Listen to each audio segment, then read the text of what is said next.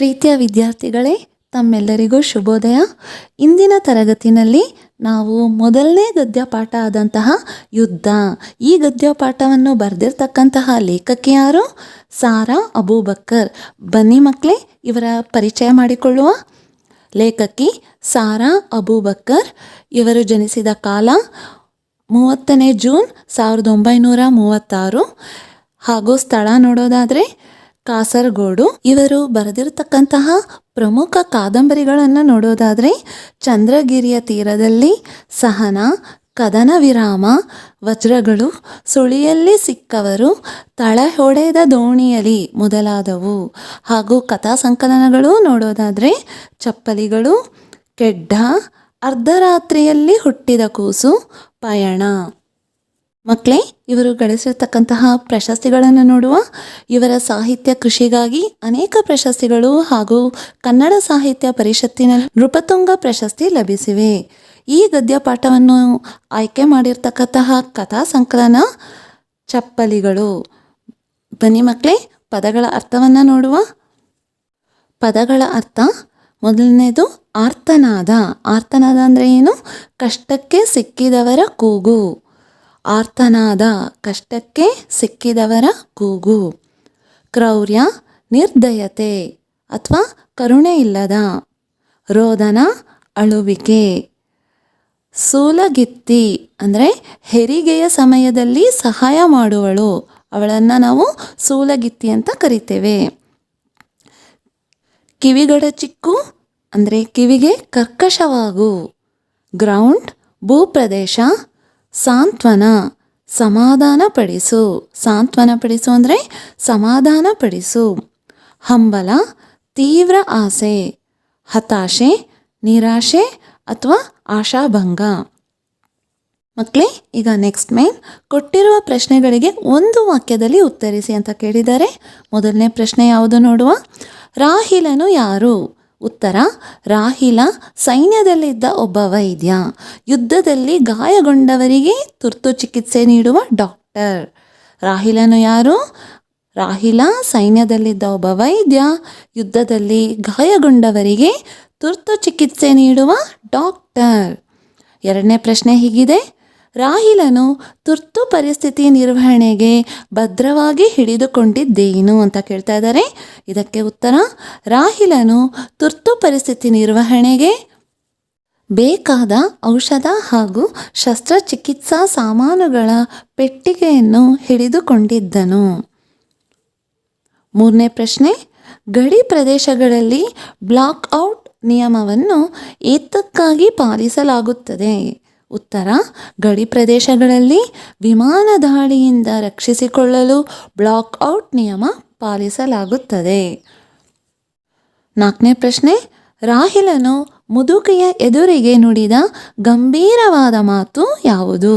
ಉತ್ತರ: ರಾಹಿಲನು ನಾನು ಯುದ್ಧ ಮಾಡುವ ಮೂರ್ಖರ ಕಡೆಯವನಲ್ಲ, ಸಂಕಷ್ಟಕ್ಕೀಡಾದ ಮನುಷ್ಯರ ಕಡೆಯವನು ಎಂದು ಗಂಭೀರವಾಗಿ ರಾಹಿಲನು ಮುದುಕಿಯ ಎದುರಿಗೆ ನುಡಿದನು. ಐದನೇ ಪ್ರಶ್ನೆ: ಯುದ್ಧದ ಬಗೆಗೆ ಮುದುಕಿಯ ಅಭಿಪ್ರಾಯವೇನು ಅಂತ ಕೇಳಿದ್ದಾರೆ. ಉತ್ತರ: ಯುದ್ಧದ ಬಗೆಗೆ ಮುದುಕಿಗೆ ಕೋಪ, ತಿರಸ್ಕಾರದ ಭಾವನೆ ಇತ್ತು. ಯುದ್ಧದ ಕಾರಣದಿಂದಾಗಿ ತನ್ನ ಗಂಡ, ಆಸ್ತಿ, ಮಗ, ಮೊಮ್ಮಗ ಎಲ್ಲ ದೂರವಾದರು ಎಂಬ ಅಭಿಪ್ರಾಯವಿತ್ತು. ಮಕ್ಕಳೇ, ಈಗ ಆಮೇನ್ ಕೊಟ್ಟಿರುವ ಪ್ರಶ್ನೆಗಳಿಗೆ 3-4 ವಾಕ್ಯಗಳಲ್ಲಿ ಉತ್ತರಿಸಿ. ಮೊದಲನೇ ಪ್ರಶ್ನೆ ನೋಡುವ. ಡಾಕ್ಟರ್ಗೆ ವಿಮಾನದ ಪೈಲಟ್ ಏನು ಹೇಳಿದನು? ಉತ್ತರ: ಡಾಕ್ಟರ್ಗೆ ವಿಮಾನದ ಪೈಲಟ್, ಡಾಕ್ಟರ್ ರೇಡಿಯೋ ಸಮನಾಗಿ ಕಾರ್ಯನಿರ್ವಹಿಸುತ್ತಿಲ್ಲ, ಗ್ರೌಂಡ್ನೊಡನೆ ಸಂಪರ್ಕ ಬೆಳೆಸಲು ಸಾಧ್ಯವಾಗುತ್ತಿಲ್ಲ, ಎಲ್ಲಾದರೂ ಹೇಗಾದರೂ ಉಳಿಯೋಣ ಎಂದರೆ ಈ ಕತ್ತಲೆಯಲ್ಲಿ ಏನೂ ಕಾಣಿಸುತ್ತಾ ಇಲ್ಲವಲ್ಲ ಎಂದು ಹೇಳಿದನು. ಎರಡನೇ ಪ್ರಶ್ನೆ ಹೀಗೆ ಉಂಟು: ಮಹಿಳೆಯ ಆರ್ತನಾದ ಕೇಳಿ ರಾಹಿಲನ ಮನದಲ್ಲಿ ಮೂಡಿದ ಪ್ರಶ್ನೆಗಳಾವುವು? ಉತ್ತರ: ಮಹಿಳೆಯ ಆರ್ತನಾದ ಕೇಳಿ ರಾಹಿಲನ ಮನದಲ್ಲಿ ಒಂದು ಬಗೆಯ ಭಯ ಆವರಿಸಿ ಬೆಚ್ಚಿದನು. ಅವನ ಮನಸ್ಸಿನಲ್ಲಿ ಹಲವಾರು ಪ್ರಶ್ನೆಗಳು ಮೂಡಿದವು. ಆ ಮಹಿಳೆ ಯಾವ ರೀತಿಯ ಅಪಾಯದಲ್ಲಿ ಸಿಲುಕಿದ್ದಾಳೆ? ಆ ಮನೆಯೊಳಗೆ ಏನು ಸಂಭವಿಸುತ್ತದೆ? ತಾನೀಗ ಈ ಕದವನ್ನು ತಟ್ಟಿದರೆ ಪರಿಣಾಮವೇನಾಗಬಹುದು? ಈ ಕತ್ತಲೆಯ ಈ ಸಮಯದಲ್ಲಿ ಆ ಮನೆಯೊಳಗೆ ಯಾವ ರೀತಿಯ ಕ್ರೌರ್ಯ ನಡೆಯುತ್ತಿದೆ? ಮುಂತಾದ ಪ್ರಶ್ನೆಗಳು ಮೂಡಿದವು. ಮುಂದಿನ ಪ್ರಶ್ನೆ, ಮುದುಕಿಯು ರಾಹಿಲನ ಬಳಿ ಯುದ್ಧದ ಬಗ್ಗೆ ತಿರಸ್ಕಾರದಿಂದ ನುಡಿದ ಮಾತುಗಳೇನು? ಉತ್ತರ: ಮುದುಕಿಯು ರಾಹಿಲನ ಬಳಿ, ಯುದ್ಧವಂತೆ ಯುದ್ಧ, ಈ ಯುದ್ಧದಿಂದ ನೆಮ್ಮದಿಯಿಂದ ಬದುಕಲು ಈ ಜನ ಬಿಡಬೇಕಲ್ಲ, ಜಮೀನು ಆಸ್ತಿ ಎಲ್ಲ ಇದ್ದರೂ ನೆಮ್ಮದಿಯಿಂದ ಬದುಕಲು ಈ ಯುದ್ಧ ಬಿಡುತ್ತಿಲ್ಲ ಎಂದು ತಿರಸ್ಕಾರದಿಂದ ನುಡಿದಳು. ಮಕ್ಕಳೇ, 4ನೇ ಪ್ರಶ್ನೆ ನೋಡುವ. ನಿರ್ಜೀವವಾಗಿರುವ ಮಗುವನ್ನು ನೋಡಿ ಮುದುಕಿ ನಿರಾಶೆಯಿಂದ ಹೇಳಿದ್ದೇನು? ಉತ್ತರ: ನಿರ್ಜೀವವಾಗಿರುವ ಮಗುವನ್ನು ನೋಡಿ ಮುದುಕಿಯು, ಇಷ್ಟು ವರ್ಷಗಳಿಂದಲೂ ಹಂಬಲಿಸಿ ಹುಟ್ಟಿದ ಮಗು ಕೊನೆಗೂ ದಕ್ಕಲಿಲ್ಲವಲ್ಲ, ಈ ಯುದ್ಧವಿಲ್ಲದೆ ಹೋಗಿದ್ದರೆ ನನ್ನ ಮಗುವನ್ನು ಹೇಗಾದರೂ ಬದುಕಿಸಿಕೊಳ್ಳುತ್ತಿದ್ದವಲ್ಲ ದೇವರೇ, ಈ ಮನುಷ್ಯರಿಗೆ ಎಂತಹ ಬುದ್ಧಿ ಕೊಡುತ್ತೀಯಾ ಎಂದು ನಿರಾಶೆಯಿಂದ ಹೇಳಿದಳು. ಮಕ್ಕಳೇ, ಈಗ ನೆಕ್ಸ್ಟ್ ಮೈನ್ ಕೊಟ್ಟಿರುವ ಪ್ರಶ್ನೆಗಳಿಗೆ 8ರಿಂದ 10 ವಾಕ್ಯಗಳಲ್ಲಿ ಉತ್ತರಿಸಿ. ಬನ್ನಿ ಮಕ್ಕಳೇ, ಮೊದಲನೇ ಪ್ರಶ್ನೆ ನೋಡುವ. ಮುದುಕಿಯು ತನ್ನ ಮಗನು ಯುದ್ಧಕ್ಕೆ ಹೋದ ಸಂದರ್ಭವನ್ನು ಹೇಗೆ ವಿವರಿಸಿದಳು ಅಂತ ಕೇಳಿದರೆ ಇದಕ್ಕೆ ಉತ್ತರ: ಮುದುಕಿಯ ಮಗನು ಇನ್ನೂ ಚಿಕ್ಕ ಹುಡುಗನಾಗಿದ್ದಾಗ ಯುದ್ಧಕ್ಕೆ ಹೋದ ಅವನ ತಂದೆ ಹಿಂತಿರುಗಲಿಲ್ಲ. ಆ ನೋವನ್ನು ನುಂಗುತ್ತಾ ತನ್ನ ಮಗನನ್ನು ಸಾಕಿ ಸಲಹಿದಳು, ಮದುವೆಯನ್ನು ಮಾಡಿದಳು. ಪುಟ್ಟ ಮಗುವಿನ ಅಳು ಕೇಳಲು ತನ್ನ ಮಗ ತುದಿಗಾಲಲ್ಲಿ ನಿಂತು ಕಾಯುತ್ತಿದ್ದನು. ಅಷ್ಟರಲ್ಲಿ ಬಂತು ಯುದ್ಧ. ಅವನೊಮ್ಮೆ ಹಿಂತಿರುಗಿ ಬಂದರೆ ಸಾಕಾಗಿತ್ತು. ಈ ವಿಷಯ ತಿಳಿದು ಅವನೆಷ್ಟು ಸಂಕಟ ಪಡುತ್ತಾನೋ ಎಂದು ಮುದುಕಿಯು ತನ್ನ ಮಗನು ಯುದ್ಧಕ್ಕೆ ಹೋದ ಸಂದರ್ಭವನ್ನು ವಿವರಿಸಿದಳು. 2ನೇ ಪ್ರಶ್ನೆ ನೋಡುವ. ರಾಹಿಲನು ಮುದುಕಿಯ ಕುಟುಂಬಕ್ಕೂ ಮುದುಕಿಯು ರಾಹಿಲನಿಗೂ ಮಾಡಿದ ಸಹಾಯವನ್ನು ಸಂಕ್ಷಿಪ್ತವಾಗಿ ವಿವರಿಸಿ ಅಂತ ಕೇಳಿದರೆ ಇದಕ್ಕೆ ಉತ್ತರ ಹೀಗೆ ಉಂಟು.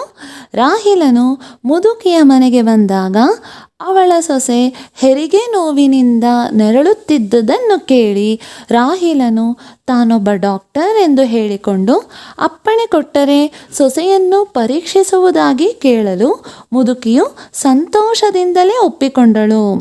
ಮುದುಕಿಗೆ ಬಿಸಿ ನೀರು ತರಲು ಹೇಳಿ ಹೆರಿಗೆ ನೋವಿನಿಂದಾಗಿ ನರಳುತ್ತಿದ್ದ ಆ ಹೆಣ್ಣು ಮಗಳನ್ನು ನೋಡಿ ಪರೀಕ್ಷಿಸಿದನು. ಸ್ಥಿತಿ ಗಂಭೀರವಾಗಿತ್ತು. ತುರ್ತಾಗಿ ಆಸ್ಪತ್ರೆ ಸೇರಿಸಿದರೆ ಮಾತ್ರ ಉಳಿಸುವುದು ಸಾಧ್ಯ ಎಂದು ಗೊತ್ತಿದ್ದರೂ ಅದು ಸಾಧ್ಯವಾಗಿರಲಿಲ್ಲ. ಏಕೆಂದರೆ ಒಂದೆಡೆ ಕತ್ತಲೆ, ಧಾರಾಕಾರವಾಗಿ ಸುರಿಯುವ ಮಳೆ, ಎಲ್ಲಕ್ಕಿಂತ ಹೆಚ್ಚಾಗಿ ಯುದ್ಧ ನಡೆದಿತ್ತು. ಬಹಳ ಪ್ರಯಾಸದಿಂದ ನಿರ್ಜೀವ ಮಗುವನ್ನು ಹೊರತೆಗೆದು ಆ ಮುದುಕಿಯ ಸೊಸೆಯನ್ನು ಬದುಕಿಸಿದನು. ಈ ರೀತಿ ರಾಹಿಲನು ಮುದುಕಿಗೆ ಸಹಾಯ ಮಾಡಿದನು. ಇದೇ ರೀತಿ ಮುದುಕಿಯು ರಾಹಿಲನನ್ನು ಮಂಚದಡಿಯಲ್ಲಿ ಇರಲು ಹೇಳಿ ಆತನನ್ನು ಹುಡುಕಿಕೊಂಡು ಬಂದ ಸೈನಿಕರಿಗೆ ಮನೆಯಲ್ಲಿ ಯಾರೂ ಇಲ್ಲ ಎಂದು ಹೇಳಿ ಸೈನಿಕರನ್ನು ಹೊರಗೆ ಕಳುಹಿಸಿ ಆತನನ್ನು ಶತ್ರುಗಳಿಗೆ ಒಪ್ಪಿಸದೆ ಆಕೆ ತನ್ನ ಮಗನ ಬಟ್ಟೆಗಳನ್ನು ಕೊಟ್ಟು ಅಲ್ಲಿಯೇ 1-2 ದಿನ ಉಳಿಯಲು ಅವಕಾಶ ಕಲ್ಪಿಸುತ್ತಾಳೆ.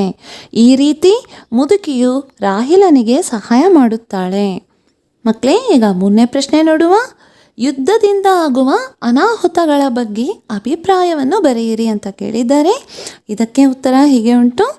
ಧರ್ಮ ಪ್ರಚಾರ, ಜನಾಂಗ ದ್ವೇಷ, ಬಲ ಪ್ರದರ್ಶನ, ರಾಜ್ಯದಾಹ ಮುಂತಾದ ನಾನಾ ಕಾರಣಗಳಿಂದ ದೇಶಗಳ ನಡುವೆ ಯುದ್ಧವು ನಡೆಯುತ್ತವೆ. ಯುದ್ಧದಲ್ಲಿ ಪಾಲ್ಗೊಳ್ಳುವ ಸೈನಿಕರಷ್ಟೇ ಅಲ್ಲದೆ ಲಕ್ಷಗಟ್ಟಲೆ ಸಾಮಾನ್ಯ ನಾಗರಿಕರು ಯುದ್ಧದ ದೆಸೆಯಿಂದ ಸಾಯುತ್ತಾರೆ. ಯುದ್ಧಗಳು ಸಾಮಾಜಿಕವಾಗಿ, ಆರ್ಥಿಕವಾಗಿ, ಸಾಂಸ್ಕೃತಿಕವಾಗಿ ಬಗೆ ಬಗೆಯ ಅನಾಹುತಗಳನ್ನು ಉಂಟು ಮಾಡುತ್ತವೆ. ಯುದ್ಧ ಆರಂಭವಾದಾಗ ಸಮರ್ಥರಾದ ಯುವಕರನ್ನೆಲ್ಲ ಬಲಾತ್ಕಾರವಾಗಿ ಸೈನ್ಯಕ್ಕೆ ಸೇರಿಸಿಕೊಳ್ಳಲಾಗುತ್ತದೆ. ಯುದ್ಧದಲ್ಲಿ ಬದುಕಿ ಬರುವುದು ಅನಿಶ್ಚಿತ. ಬದುಕಿ ಉಳಿದರೂ ಅಂಗವೈಕಲ್ಯಗಳಿಂದ ಪರಾಶ್ರಯ ಪಡೆಯುವವರಾಗಿರುವುದೇ ಹೆಚ್ಚು. ಸಮಾಜದಲ್ಲಿ ಕೇವಲ ವಿಧವೆಯರು, ಮುದುಕರು, ನಿರಾಶ್ರಿತರೇ ಹೆಚ್ಚಾಗುವಂತಾಗುತ್ತದೆ. ಸಮಾಜ ಸಹಜ ಸ್ಥಿತಿ ಕೆಡುತ್ತದೆ.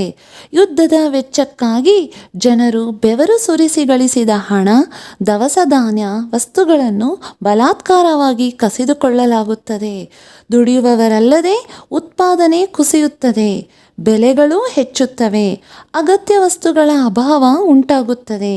ಆರ್ಥಿಕ ಪರಿಸ್ಥಿತಿ ಹದಗೆಡುತ್ತದೆ. ಸಿರಿವಂತ ಬಡವರ ಅಂತರ ಹೆಚ್ಚುತ್ತದೆ. ಗೆದ್ದವರು ಸೋತವರ ಮೇಲೆ ದಬ್ಬಾಳಿಕೆ ನಡೆಸುತ್ತಾರೆ. ಬಲಾತ್ಕಾರವಾಗಿ ಮತ, ಧರ್ಮಗಳ, ಜಾತಿಗಳ ಪರಿವರ್ತನೆಗಳನ್ನು ಕೈಗೊಳ್ಳಲಾಗುತ್ತದೆ. ಅನ್ಯ ಸಂಸ್ಕೃತಿಯ ಪ್ರಭಾವಕ್ಕೆ ಆಚರಣೆಗೆ ಒಳಗಾಗಬೇಕಾಗುತ್ತದೆ. ರೋಗ ರುಜಿನಗಳು ಹೆಚ್ಚುತ್ತವೆ. ಅಣುಬಾಂಬಿನಂಥವುಗಳ ಪ್ರಯೋಗದಿಂದ ಸಹಸ್ರಾರು ಜನರು ಸಾಯುತ್ತಾರೆ. ಬದುಕಿ ಉಳಿದವರಲ್ಲದೆ ತಲೆತಲಾಂತರಗಳವರೆಗೂ ಅದರ ಕೆಟ್ಟ ಪರಿಣಾಮಗಳನ್ನು ಅನುಭವಿಸಬೇಕಾಗುತ್ತದೆ. ಹೀಗೆ ಯುದ್ಧಗಳಿಂದ ಆಗುವ ಅನಾಹುತಗಳು ಅನೇಕವಾಗಿವೆ. ಅದರ ಪರಿಣಾಮಗಳೇನು ಎನ್ನುವುದನ್ನು ಅರಿತಿದ್ದರೂ ಅನುಭವಿಸಿದ್ದರೂ ಸ್ವಾರ್ಥ ಮಾನವ ಅದನ್ನು ಕೈಬಿಡಲು ಸಿದ್ಧನಾಗಿಲ್ಲದಿರುವುದೇ ಒಂದು ದುರಂತವೆನಿಸುತ್ತದೆ. ಮಕ್ಕಳೇ, ಈಗ ಸಂದರ್ಭ ಸಹಿತ ಸ್ವಾರಸ್ಯ ವಿವರಿಸಿ ನೋಡುವ. ಮೊದಲನೇ ಪ್ರಶ್ನೆ ಹೀಗೆ ಉಂಟು: ದಯವಿಟ್ಟು ಬಾಗಿಲು ತೆಗೆಯಿರಿ, ನಾನು ಗಾಯಗೊಂಡಿದ್ದೇನೆ. ಇದರ ಆಯ್ಕೆ ನೋಡುವ. ಈ ಮೇಲಿನ ವಾಕ್ಯವನ್ನು ಸಾರಾ ಅಬೂಬಕ್ಕರ್ ಅವರು ಬರೆದಿರುವ ಚಪ್ಪಲಿಗಳು ಎಂಬ ಕಥಾ ಸಂಕಲನದಿಂದ ಆಯ್ದುಕೊಳ್ಳಲಾದ ಯುದ್ಧ ಎನ್ನುವ ಗದ್ಯ ಭಾಗದಿಂದ ಆಯ್ದುಕೊಳ್ಳಲಾಗಿದೆ. ಮಕ್ಕಳೇ, ಸಂದರ್ಭ ನೋಡುವ. ವೈದ್ಯ ಸೈನಿಕ ರಾಹಿಲ್ನ ಒಂದು ಕಾಲಿಗೆ ಪೆಟ್ಟಾಗಿ ಅಲುಗಾಡಿಸಲಾಗದಷ್ಟು ನೋವನ್ನು ಅನುಭವಿಸುವಾಗ ರಕ್ಷಣೆ ಪಡೆಯಲು ಒಂದು ಮನೆ ಕಾಣಿಸುತ್ತದೆ. ಹೇಗೋ ತವಳಿಕೊಂಡು ಆ ಮನೆಯ ಬಳಿ ಹೋಗಿ ಬಾಗಿಲು ತಟ್ಟುವ ಸಂದರ್ಭದಲ್ಲಿ ಈ ಮೇಲಿನ ವಾಕ್ಯವನ್ನು ರಾಹಿಲ್ ಹೇಳುತ್ತಾನೆ. ಸ್ವಾರಸ್ಯ ನೋಡುವ. ಯುದ್ಧದ ಹೋರಾಟದಲ್ಲಿ ಪೆಟ್ಟು ನೋವನ್ನು ಅನುಭವಿಸಿಕೊಂಡಿದ್ದು ಬದುಕುಳಿಯುವ ಅಚಲವಾದ ನಂಬಿಕೆಯನ್ನು ಹೊಂದಿಕೊಂಡು ರಕ್ಷಣೆಯನ್ನು ಬೇಡಿ ಬಂದಿರುವುದು ಇಲ್ಲಿ ಸ್ವಾರಸ್ಯವಾಗಿದೆ. ಈಗ ಎರಡನೇ ಪ್ರಶ್ನೆ: ನಾನಾಕೆಯನ್ನು ಪರೀಕ್ಷಿಸುವೆ, ನೀವು ಬಿಸಿ ನೀರು ಸಿದ್ಧಪಡಿಸಿ. ಮಕ್ಕಳೇ, ಆಯ್ಕೆ ಎಲ್ಲ ಪ್ರಶ್ನೆಗಳಿಗೂ ಸಹ ಇದೇ ರೀತಿ ಬರಿಬೇಕಾಗಿ ಬರ್ತದೆ. ಈ ಮೇಲಿನ ವಾಕ್ಯವನ್ನು ಸಾರಾ ಅಬೂಬಕ್ಕರ್ ಅವರು ಬರೆದಿರುವ ಚಪ್ಪಲಿಗಳು ಎಂಬ ಕಥಾ ಸಂಕಲನದಿಂದ ಆಯ್ದುಕೊಳ್ಳಲಾದ ಯುದ್ಧ ಎನ್ನುವ ಗದ್ಯ ಭಾಗದಿಂದ ಆರಿಸಿಕೊಳ್ಳಲಾಗಿದೆ. ಸಂದರ್ಭ: ಮುದುಕಿಯ ತನ್ನ ಗರ್ಭಿಣಿ ಸೊಸೆಯ ಹೆರಿಗೆ ನೋವು ಹಾಗೂ ಆಸ್ಪತ್ರೆ ಅಥವಾ ಸೂಲಗಿತ್ತಿಯ ಸಹಾಯ ಪಡೆಯಲಾಗದ ಪರಿಸ್ಥಿತಿಯನ್ನು ವಿವರಿಸಿದಳು. ಆಗ ರಾಹಿಲ್ ಮೇಲಿನ ವಾಕ್ಯವನ್ನು ಹೇಳುವನು. ಸ್ವಾರಸ್ಯ ನೋಡುವ. ರಾಹಿಲನು ತನ್ನ ಪೆಟ್ಟಾಗಿದ್ದ ಕಾಲಿನಿಂದ ನೋವು ಅನುಭವಿಸಿಕೊಂಡಿದ್ದು ತಾನು ತನ್ನ ವೃತ್ತಿ ಧರ್ಮವನ್ನು ಪಾಲಿಸುತ್ತಿರುವುದು ಸ್ವಾರಸ್ಯಪೂರ್ಣವಾಗಿದೆ. ಮುಂದಿನ ಪ್ರಶ್ನೆ: ಯುದ್ಧಕ್ಕೆ ಹೋದ ತನ್ನ ಮಗನ ಕಣ್ಣುಗಳಂತೆಯೇ ಇವೆಯಲ್ಲ.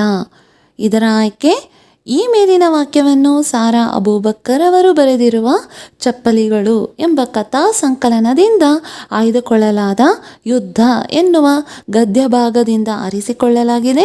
ಸಂದರ್ಭ ನೋಡುವ. ಮುದುಕಿಗೆ ರಾಹಿಲ್ನು ಕಂಡು ಆತ ತಮ್ಮವನೇ, ವೈರಿ ದೇಶದವನೇ ಎನ್ನುವ ಸಂದೇಹ ಕಾಡುತ್ತಿತ್ತು. ಅಷ್ಟರಲ್ಲಿ ಒಳಗೆ ಯಾರು, ಬಾಗಿಲು ತೆರೆಯಿರಿ ಎನ್ನುವ ಅಧಿಕಾರವಾಣಿ ಕೇಳಿಸಿತು. ಆಗ ಮುದುಕಿಗೆ ಈತ ತಮ್ಮವನಲ್ಲ, ವೈರಿಗಳ ಕಡೆಯವನು ಎಂದು ಖಚಿತವಾಗಿ ಸಿಟ್ಟು ಬಂದು ಬಾಗಿಲು ತೆರೆಯಲು ಮುಂದಾದಳು.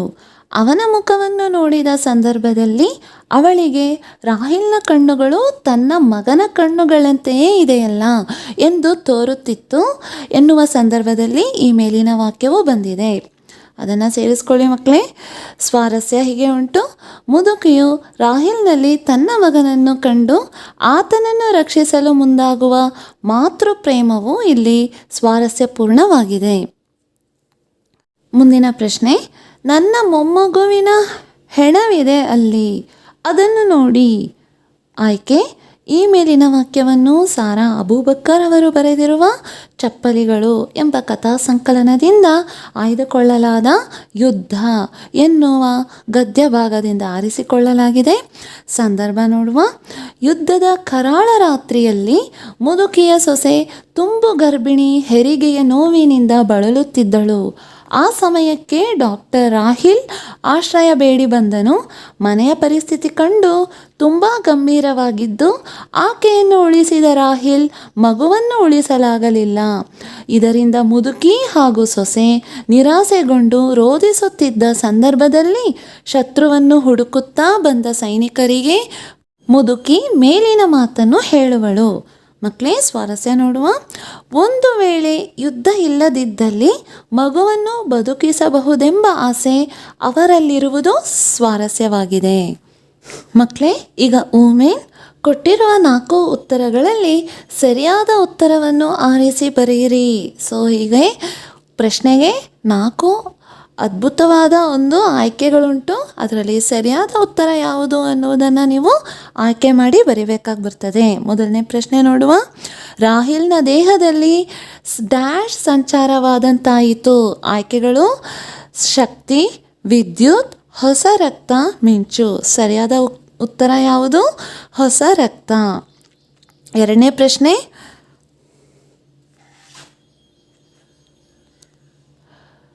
ನರಳಾಟದ ಬೆನ್ನಲ್ಲೇ ಹಿರಿಯ ಹೆಂಗಸೊಬ್ಬಳ ಡ್ಯಾಶ್ ಕೇಳಿ ಬಂತು. ಆಯ್ಕೆಗಳು ಆರ್ತನಾದ, ಅಳು, ಚೀರಾಟ, ಸಾಂತ್ವನ. ಸರಿಯಾದ ಆಯ್ಕೆ ಸಾಂತ್ವನ. ನರಳಾಟದ ಬೆನ್ನಲ್ಲೇ ಹಿರಿಯ ಹೆಂಗಸೊಬ್ಬಳ ಸಾಂತ್ವನ ಕೇಳಿ ಬಂತು. ಮಕ್ಕಳೇ, ಮುಂದಿನ ಪ್ರಶ್ನೆ. ಮುದುಕಿ ಮತ್ತು ಸೊಸೆಯ ಡ್ಯಾಶ್ ಮನೆಯ ಮೂಲೆ ಮೂಲೆಗಳಲ್ಲೂ ಪ್ರತಿಧ್ವನಿಸಿತು. ಆಯ್ಕೆ ಹೀಗೆ ಉಂಟು: ಸಂತಸ, ಜಗಳ, ರೋದನ, ಸಂಗೀತ. ಸರಿಯಾದ ಆಯ್ಕೆ ರೋದನ. ಮುದುಕಿ ಮತ್ತು ಸೊಸೆಯ ರೋದನ ಮನೆಯ ಮೂಲೆ ಮೂಲೆಗಳಲ್ಲೂ ಪ್ರತಿಧ್ವನಿಸಿತು. ಪ್ರಶ್ನೆ. ಯಾರಾದರೂ ಗಾಯಗೊಂಡ ಡ್ಯಾಶ್ ಈ ಕಡೆ ಬಂದಿದ್ದಾರೆಯೇ? ಇದಕ್ಕೆ ಆಯ್ಕೆಗಳು ಜನರು, ಸೈನಿಕರು, ಗಂಡಸರು, ಹೆಂಗಸರು. ಸರಿಯಾದ ಆಯ್ಕೆ ಸೈನಿಕರು. ಯಾರಾದರೂ ಗಾಯಗೊಂಡ ಸೈನಿಕರು ಈ ಕಡೆ ಬಂದಿದ್ದಾರೆಯೇ? ಮಕ್ಕಳೇ, ಮುಂದಿನ ಪ್ರಶ್ನೆ ನೋಡುವ. ಮನೆಯಲ್ಲೊಂದು ಪುಟ್ಟ ಮಗುವಿನ ಅಳು ಕೇಳಲು ನನ್ನ ಡ್ಯಾಶ್ ತುದಿಗಾಲಲ್ಲಿ ನಿಂತು ಕಾಯುತ್ತಿದ್ದನು.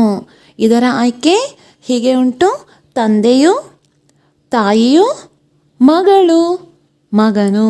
ಸರಿಯಾದ ಆಯ್ಕೆ ಯಾವುದು? ಮಗನು. ಸರಿಯಾದ ಆಯ್ಕೆ ಮಗನು. ಮನೆಯಲ್ಲೊಂದು ಪುಟ್ಟ ಮಗುವಿನ ಅಳು ಕೇಳಲು ನನ್ನ ಮಗನು ತುದಿಗಾಲಲ್ಲಿ ನಿಂತು ಕಾಯುತ್ತಿದ್ದನು. ಮಕ್ಕಳೇ, ಈಗ ಭಾಷಾ ಚಟುವಟಿಕೆ ನೋಡುವ. First main. ಕೋರುವ ಪದಗಳಲ್ಲಿ ವಿಜಾತಿಯ ಸಂಯುಕ್ತಾಕ್ಷರಗಳನ್ನು ಆರಿಸಿ ಬರೆಯಿರಿ ಅಂತ ಕೇಳಿದ್ದಾರೆ. ಮಕ್ಕಳೇ, ಇಲ್ಲಿ ಯಾವುದು ವಿಜಾತಿಯ ಸಂಯುಕ್ತಾಕ್ಷರಗಳು ಅಂತ ನಾವು ಗುರುತಿಸಿ ಅದನ್ನು ಆಯ್ಕೆ ಮಾಡಿ ಬರೀಬೇಕಾಗಿ ಬರ್ತದೆ. ಬನ್ನಿ ನೋಡುವ. ಕಾರ್ಯ, ಕತ್ತಲೆ, ಇಲ್ಲ, ಶಸ್ತ್ರ, ಸ್ಫೋಟಿಸು, ಎಚ್ಚರ, ಕಣ್ಣಿಗೆ, ಅದ್ಭುತ, ಡಾಕ್ಟರ್, ಬಟ್ಟೆ. ಸೊ ಈ ಇಷ್ಟೊಂದು ಉದಾಹರಣೆಗಳಲ್ಲಿ ವಿಜಾತಿಯ ಸಂಯುಕ್ತಾಕ್ಷರಗಳನ್ನು ಗುರುತಿಸಬೇಕಾದ್ರೆ ನಮಗೆ ಸಂಯುಕ್ತಾಕ್ಷರಗಳಂದರೆ ಏನು ಅಂತ ಗೊತ್ತಿರಬೇಕು. ಸಂಯುಕ್ತಾಕ್ಷರಗಳಲ್ಲಿ 2 ವಿಧ ಉಂಟು. ಒಂದು ಸಜಾತಿಯ ಸಂಯುಕ್ತಾಕ್ಷರ ಹಾಗೂ ಇನ್ನೊಂದು ವಿಜಾತಿಯ ಸಂಯುಕ್ತಾಕ್ಷರಗಳು. ಈಗ ಸಜಾತಿಯ ಸಂಯುಕ್ತಾಕ್ಷರಗಳು ಅಂದರೆ ನೋಡಿ, ಈಗ ಉದಾಹರಣೆ ಕತ್ತಲೆ. ಇಲ್ಲಿ ತ ವ್ಯಂಜನಕ್ಕೆ ತ ಒತ್ತಕ್ಷರ, ಅದೇ ಜಾತಿಯಾದಂತಹ ಒತ್ತಕ್ಷರ ಬಂದಿರೋದ್ರಿಂದ ಅದೇನಾಗ್ತದೆ? ಸಜಾತಿ, ಒಂದೇ ಜಾತಿ ಅನಿಸಿಕೊಳ್ಳುತ್ತದೆ. ಹಾಗಾಗಿ ಇದರ ಹೆಸರು ಸಜಾತಿಯ ಸಂಯುಕ್ತಾಕ್ಷರಗಳು. ಈಗ ಮುಂದಿನ ಇದರಲ್ಲಿ ನೋಡೋದಾದರೆ ಈ ಕಾರ್ಯ ಆಗಿರ್ಬೋದು, ಅಥವಾ ಶಸ್ತ್ರ, ಸ್ಫೋಟಿಸು, ಮತ್ತು ಅದ್ಭುತ. ಇಲ್ಲಿ ಅದ್ಭುತ ನೋಡೋಣ. ಅದ್ಭುತದಲ್ಲಿ ಸಹ ನೋಡ್ರಿ, ಧ ವ್ಯಂಜನ ಅಕ್ಷರಕ್ಕೆ ಭ ವ್ಯಂಜನಾಕ್ಷರವು ಒತ್ತಕ್ಷರ ಆಗಿ ಬಂದಿದೆ. ಹಾಗಾಗಿ ಇದು ವಿಜಾತಿಯ ಸಂಯುಕ್ತಾಕ್ಷರ ಅಂತ ಅನಿಸಿಕೊಳ್ಳುತ್ತದೆ. ಈಗ ವಿಜಾತಿಯ ಸಂಯುಕ್ತಾಕ್ಷರಗಳು ಯಾವುದು ಅಂತ ನೋಡುವ. ಕಾರ್ಯ ಮತ್ತು ಶಸ್ತ್ರ, ಸ್ಫೋಟಿಸು, ಎಚ್ಚರ, ಎಚ್ಚರ ಸಜಾತಿ ಆಗ್ತದೆ. ಏಕೆಂದರೆ ನೀವು ನೋಡಬಹುದು ಚ ವ್ಯಂಜನಕ್ಕೆ ಚ ಅದೇ ಜಾತಿಯಾದಂತಹ ವ್ಯಂಜನವೇ ಒತ್ತಕ್ಷರವಾಗಿ ಬಂದಿರತಕ್ಕಂಥದ್ದು, ಹಾಗಾಗಿ ಇದು ಸಜಾತಿ. ನೆಕ್ಸ್ಟ್ ಕಣ್ಣಿಗೆ, ಇಲ್ಲೂ ಸಹ ಮಕ್ಕಳೇ ನ ವ್ಯಂಜನಾಕ್ಷರಕ್ಕೆ ನ ವ್ಯಂಜನವೇ ಒತ್ತಕ್ಷರವಾಗಿ ಬಂದಿರತಕ್ಕಂಥದ್ದು, ಹಾಗಾಗಿ ಇದು ಸಹ ಸಜಾತಿ ಅನಿಸಿಕೊಳ್ಳುತ್ತದೆ. ಅದ್ಭುತ ಅನ್ನುವುದು ವಿಜಾತಿ. ನೆಕ್ಸ್ಟ್ ಡಾಕ್ಟರ್, ಡಾಕ್ಟರಲ್ಲಿ ಕ ವ್ಯಂಜನಕ್ಕೆ ಟ ವ್ಯಂಜನ ಒತ್ತಕ್ಷರವಾಗಿ ಬಂದಿರತಕ್ಕಂಥದ್ದನ್ನ ನೋಡಬಹುದು, ಹಾಗಾಗಿ ಇದು ವಿಜಾತಿಯ ಸಂಯುಕ್ತಾಕ್ಷರ. ಮುಂದಿನದು ಬಟ್ಟೆ, ಇಲ್ಲಿ ಸಹ ಟಾಗೆ ಠ ಒತ್ತೇ ಬಂದಿರೋದ್ರಿಂದ ಒಂದೇ ಜಾತಿ ಆಗಿರೋದರಿಂದ ಇದನ್ನು ನಾವು ಸಜಾತಿಯ ವ್ಯಂಜನಾಕ್ಷರ ಅಂತ ಹೇಳ್ತೇವೆ. ಸೊ ಉತ್ತರ ಕಾರ್ಯ,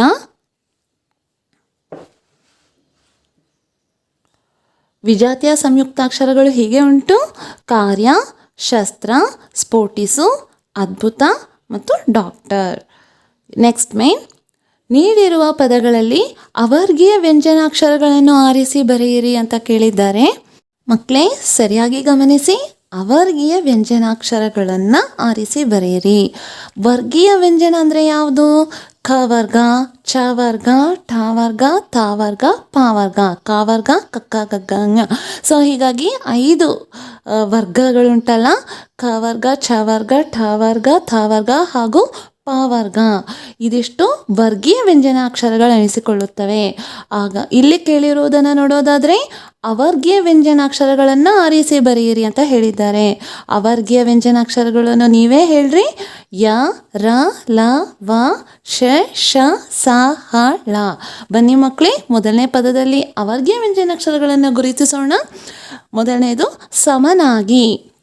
ಸೊ ಇಲ್ಲಿ ಸ ಅನ್ನುವುದು ಅವರ್ಗೀಯ ವ್ಯಂಜನಾಕ್ಷರ. ನೆಕ್ಸ್ಟ್ ದೇಶ, ಇಲ್ಲಿ ಶ, ಮನೆಯ ಯ, ರೋದನ ರೋ, ಬಳಿಕ ಳಿ, ನೆಲ ಲ, ಮದುವೆ ವೇ, ಮಾನುಷ ಶ, ಹೊತ್ತು ಹೊ, ಒಳಗೆ ಳ. ಬಹಳ ಸೊಗಸಾಗಿ ನಾವು ಅವರ್ಗೀಯ ವ್ಯಂಜನಾಕ್ಷರಗಳನ್ನು ಆರಿಸಿ ಬರೆದೆವು. ಈಗ ಮುಂದಿನ ಮೇನ್, ಈ ಪಾಠದಲ್ಲಿ ಬರುವ ಇಂಗ್ಲಿಷ್ ಪದಗಳನ್ನು ಪಟ್ಟಿ ಮಾಡಿ ಅಂತ ಹೇಳಿದ್ದಾರೆ. ಬನ್ನಿ ಇಂಗ್ಲಿಷ್ ಪದಗಳನ್ನು ನೋಡುವ. Doctor, radio, ground, blackout, sir, pilot, please. ಇನ್ನೊಮ್ಮೆ doctor, radio, ground, blackout, sir, pilot, please. ಮಕ್ಕಳೇ ನೆಕ್ಸ್ಟ್ ಮೇನ್ ನೋಡುವ. ಮೊದಲೆರಡು ಪದಗಳಿಗಿರುವ ಸಂಬಂಧದಂತೆ ಮೂರನೆಯ ಪದಕ್ಕೆ ಸರಿಹೊಂದುವ ನಾಲ್ಕನೆಯ ಪದವನ್ನು ಬರೆಯಿರಿ ಅಂತ ಕೇಳಿದ್ದಾರೆ. ಸೊ ಇದರಲ್ಲಿ ನಾವು ಮೊದಲೆರಡು ಪದಗಳಿಗೆ ಯಾವ ಸಂಬಂಧ ಉಂಟು ಅಂತ ನೋಡಿಕೊಂಡು ಮೂರನೆಯ ಹಾಗೂ ನಾಲ್ಕನೆಯ ಪದಕ್ಕೆ ಸಹ ನಾವು ಅದೇ ರೀತಿ ಸಂಬಂಧವನ್ನು ಕಲ್ಪಿಸಿ ಬರಿಬೇಕಾಗಿ ಬರ್ತದೆ. ಬನ್ನಿ ಮೊದಲನೆಯ ಪ್ರಶ್ನೆ. ಖ ಗ ಅಲ್ಪ ಪ್ರಾಣಾಕ್ಷರಗಳಾದರೆ ಚ ಮತ್ತು ಚ ಯಾವುದು ಅಂತ ಕೇಳಿದ್ದಾರೆ. ಅದು ಮಹಾಪ್ರಾಣಾಕ್ಷರಗಳು ಆಗ್ತಾ ಉಂಟು. ನೆಕ್ಸ್ಟ್ ಒನ್, ವರ್ಗೀಯ ವ್ಯಂಜನಾಕ್ಷರಗಳು 25, ಅವರ್ಗೀಯ ವ್ಯಂಜನಾಕ್ಷರಗಳು ಎಷ್ಟು ಅಂತ ಕೇಳಿದ್ದಾರೆ. ಸರಿಯಾದ ಉತ್ತರ ಯಾವುದು? 9. ಹೇಗೆ ಅಂತಂದರೆ ವರ್ಗೀಯ ವ್ಯಂಜನಾಕ್ಷರಗಳು ನಾವು ನೋಡಬಹುದು. ಕ ವರ್ಗದಲ್ಲಿ 5, ಚ ವರ್ಗ 5, ಟ ವರ್ಗದಲ್ಲಿ 5 ಅಕ್ಷರಗಳು ಹಾಗೂ ಥ ವರ್ಗ 5, ಪ ವರ್ಗದಲ್ಲಿ ಸಹ 5. ಹೀಗೆ ವರ್ಗಗಳಲ್ಲಿ ಕ, ಚ, ಟ, ತ, ಪ ವರ್ಗಗಳಲ್ಲಿ 5 5 5 5 5 25 ವ್ಯಂಜನಾಕ್ಷರಗಳು ಆಗ್ತಾ ಉಂಟು. ಅವರ್ಗೀಯ ವ್ಯಂಜನಾಕ್ಷರಗಳನ್ನು ನೋಡೋದಾದರೆ ಯಾರ, ಲಾವ, ಶೇಷ, ಸಾಹಳ ಇದಿಷ್ಟು ಅವರ್ಗೀಯ ವ್ಯಂಜನಗಳೆನಿಸಿಕೊಳ್ತಾ ಉಂಟು. ಸೊ ಇದು 9 ಇರುವುದರಿಂದ ಇದಕ್ಕೆ ಸರಿಯಾದ ಉತ್ತರ 9. ಮೂರನೇ ಪ್ರಶ್ನೆ. ಆ, ಈ, ಉ ಇವು ದೀರ್ಘ ಸ್ವರಗಳಾದರೆ ಅ, ಇ, ಉ, ರು ಯಾವ ಸ್ವರ ಅಂತ ಕೇಳ್ತಾ ಇದ್ದಾರೆ. ಎಲ್ರಿಗೂ ಗೊತ್ತೇ ಇದೆ, ಇದು ಹ್ರಸ್ವ ಸ್ವರ. ನಾಲ್ಕನೇ ಪ್ರಶ್ನೆ. ಸ್ವರಗಳು 13, ಯೋಗವಾಹಗಳು ಎಷ್ಟು ಅಂತ ಕೇಳ್ತಾ ಇದ್ದಾರೆ. ಯೋಗವಾಹಗಳು ಯಾವುವು? ಅಂ ಮತ್ತು ಅಹ, ಹಾಗಾಗಿ 2. ಯೋಗವಾಹಗಳು ಎಷ್ಟುಂಟು? 2. ಮಕ್ಕಳೇ ಇಲ್ಲಿಗೆ ಯುದ್ಧ ಗದ್ಯ ಪಾಠದ ಪ್ರಶ್ನೋತ್ತರಗಳನ್ನು ಬಹಳ ಸೊಗಸಾಗಿ ಕಲಿತಿರುವಿರಿ. ನಿಮಗೆಲ್ಲ ಚೆನ್ನಾಗಿ ಅರ್ಥವಾಗಿದೆ ಎಂದು ಭಾವಿಸುತ್ತಾ ಚೆನ್ನಾಗಿ ಅಭ್ಯಾಸ ಮಾಡಿ ಎಂದು ಹೇಳ್ತಾ ಮುಂದಿನ ಪಾಠದಲ್ಲಿ ಭೇಟಿಯಾಗುವ. ಅಲ್ಲಿ ತನಕ ನಮಸ್ಕಾರ.